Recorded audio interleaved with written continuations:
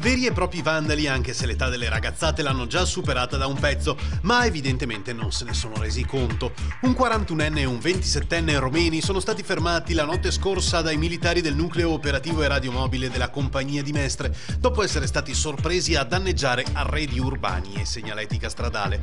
La pattuglia era appena uscita dalla caserma di Via Miranese. I due sono stati notati all'altezza del parco di Villa Querini, intenti a sradicare uno dei paletti della recinzione.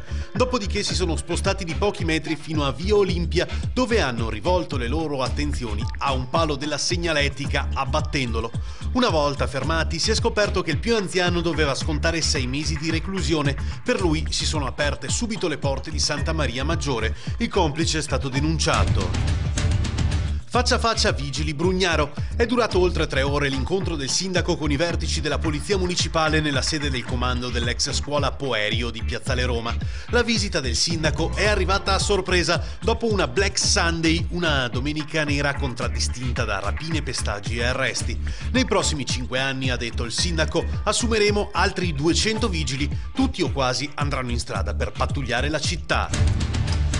L'auto si ribalta in autostrada, il carrello che stava trasportando si stacca e colpisce un mezzo pesante.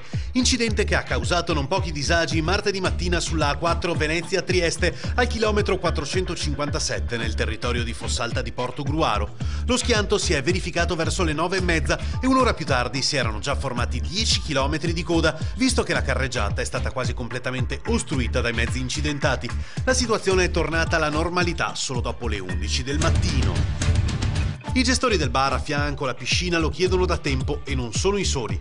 Anche molti cittadini segnalano il malessere di girare la sera per il parco albanese al buio, specie nella zona che va dall'accesso di via Casona fino all'arena all'aperto e al viale che conduce alle piscine. Nelle ultime settimane si sono susseguiti i blitz degli agenti della polizia locale, ma non bastano. I residenti chiedono maggiore illuminazione.